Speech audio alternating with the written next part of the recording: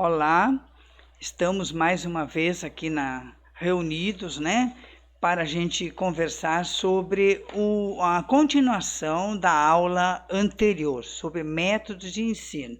E hoje nós vamos ver a classificação dos métodos de ensino, né? No trabalho docente, o professor seleciona e organiza vários métodos de ensino e vários procedimentos didáticos em função das características de cada matéria. Sempre tem que estar de acordo com o conteúdo desenvolvido.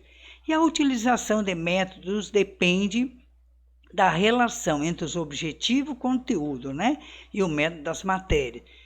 Depende também das peculiaridades dos alunos, né? Das características desses alunos e do trabalho criativo do professor, né? E existem muitas classificações de método de ensino, e nós vamos seguir a que Libânio colocou para nós. Então, os métodos fazem parte do papel de direção do processo de ensino por parte do professor. Há um direcionamento por conta de uma metodologia, né? Sempre tendo em vista a aprendizagem dos alunos. E a classificação dos métodos resulta da relação existente entre ensino e aprendizagem. Tá? E o eixo do processo de ensino é a relação cognitiva entre o aluno e a matéria, isto é, entre os conhecimentos e experiências que o aluno tem, né? E ajuda com relação ao conteúdo.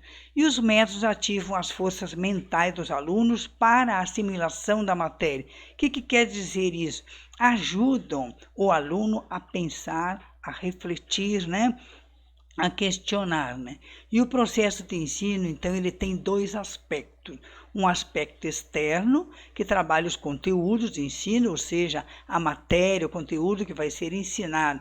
E o aspecto interno, que são as condições mentais e físicas dos alunos para a assimilação dos conteúdos. Isto é a preparação do aluno para assimilar os conteúdos, aspectos internos, né? E aí, falando ainda do aspecto externo, indica procedimentos e formas de dirigir o processo de ensino, isto é, a relação que deve existir entre professor, aluno e conteúdo, professor, aluno e matéria, né? E no aspecto interno indica os passos e procedimentos para o aluno assimilar o conteúdo, isto é, fazer acontecer a aprendizagem, né? Que estão dentro dos métodos, né? Os métodos se classificam segundo aspectos externos e aspectos internos, né? Dentro dos aspectos externos, nós temos o famoso método de exposição pelo professor, temos o método de trabalho independente, o método de elaboração conjunta, o método de trabalho em grupo. E além do que, nos aspectos internos, temos os passos e procedimentos lógicos e psicológicos de assimilação da matéria, né? Inicialmente, então, vamos ver sobre o método de exposição pelo professor, que é o mais comum, mais usado, né? Aqui trabalha seus conhecimentos e habilidades, né? E as tarefas que serão apresentadas e explicadas ou demonstradas pelo professor para o aluno. E a atividade do aluno nessa metodologia é receptiva, embora não queira dizer que é necessariamente passiva, né?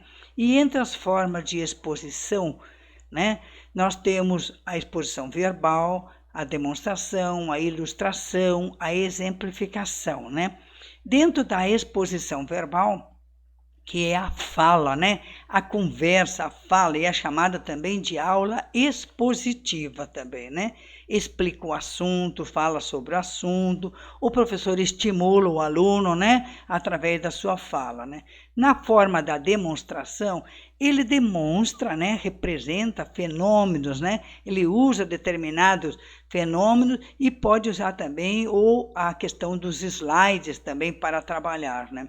Na ilustração, o professor usa gravuras, né, figuras, desenhos e assim por diante. E na exemplificação, ele faz a relação, né, entre fatos acontecidos exemplificando, né, tá? São formas de exposição, né? E no método de trabalho independente, que é o segundo método que nós estamos vendo, ele consiste em tarefas dirigidas e orientadas pelo professor para os alunos, para que os alunos as resolvam de modo independente e criador. Quer dizer, estimula muito o aluno, é uma atividade mental dos alunos, centraliza-se no aluno, né? O aluno pode aplicar os seus conhecimentos, as suas habilidades, independente do professor nesse método, né? E aqui destacam-se várias formas também dentro desse método. A tarefa preparatória, né, que é aquela que o aluno escreve o que pensa, o professor organizou. A tarefa de assimilação do conteúdo são exercícios de aprofundamento, né, de aprofundar cada vez mais o conhecimento. Na tarefa de elaboração pessoal, são as respostas que o aluno dá de acordo com o seu pensamento, né? No estudo dirigido, né, são por meio de questões, questionamentos, perguntas que o professor vai conduzindo. Na investigação e solução de problema, é a busca de informação para solucionar os problemas, né? E nas fichas didáticas, o aluno compara suas respostas com aquelas prévias que o professor já colocou, né? E nós temos um terceiro método que se chama método de elaboração conjunta. É uma forma de interação ativa entre professores e alunos, né? Visando sempre melhorar o conhecimento, as habilidades, as atitudes, as suas convicções, aquilo que ele já tem e quer melhorar, né? Bem como também a fixação do conhecimento já adquiridos, né? Nessa elaboração conjunta. E ela depende de algumas condições prévias, né? Por exemplo, os alunos têm que entender qual é o objetivo, né, dessa elaboração conjunta. Ele tem que ter um certo domínio de de conhecimento sobre determinado conteúdo e também as suas experiências, né? Então, são pontos de partida para o trabalho em conjunto, né? E a forma mais usada deste método de elaboração conjunta é a conversação didática, né? E às vezes também chamamos de aula dialogada, né? E a forma mais usual de trabalhar essa aula dialogada, essa conversação, é a pergunta. O professor vai perguntando, o aluno vai respondendo e vai tendo outras respostas, outros questionamentos, e os colegas vão participando, né? E também temos o quarto método, que é um dos métodos também bastante trabalhado na sala de aula, que é de trabalho em grupo. E esse método de trabalho consiste em distribuir temas de estudos iguais ou temas diferentes, né? Com grupos fixos ou variáveis, composto de 3 a 5, 2 ou 4 alunos, né? Conforme o número de alunos na sala de aula. E esse trabalho em grupo sempre exige uma preparação e organização dos conteúdos e a comunicação dos seus resultados à classe, quer dizer, tem os estudos e depois eles comunicam em aberto para o coletivo da classe. E as formas de organização desse tipo de grupo é o debate, né, que é aquele que o aluno faz a defesa, né, a defesa do seu modo de pensar, da sua forma de pensar.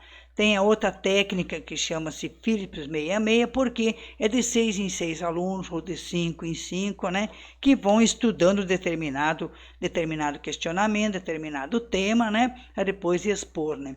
Tem a tempestade mental, que coloca-se um determinado tema e os alunos vão falando aleatoriamente o que pensam sobre aquele tema, né, colocado, né? Vão colocando o que vem na cabeça. E o grupo de verbalização e grupo de observação, que são dois círculos. Um que fica falando, verbalização, que é o grupo do meio, e o grupo de fora, que é um outro círculo, fica observando. Depois troca-se as posições, né? E o seminário, né, que são temas que depois são apresentados, estudados pelos grupos e apresentados para a classe. E a quinta atividade, a quinta metodologia são as chamadas atividades especiais. São aquelas que complementam os métodos de ensino e que concorrem para a assimilação ativa dos conteúdos. Estudo do meio, jornal escolar, assembleia de alunos, museu, teatro, dança, arte e muitas outras atividades que trabalham a questão da assimilação, a questão da aprendizagem do aluno. O estudo do meio é o que mais tem se destacado, porque ele ajuda, nos procedimentos, possibilita os levantamentos, a discussão, a compreensão dos problemas concretos da realidade, do cotidiano, a compreensão da onde vive a família, da sociedade que vive, do ambiente, Isso é muito enriquecedor, porque o professor propõe para o aluno conhecer o seu estudo do meio através de determinadas temáticas, pesquisas, consultas, informações, entrevistas, vai trabalhando o meio. Isso ajuda a enriquecer muito o aluno e ele traz essas posições que ele vê no estudo do meio para dentro da sala de aula para discutir com os demais colegas.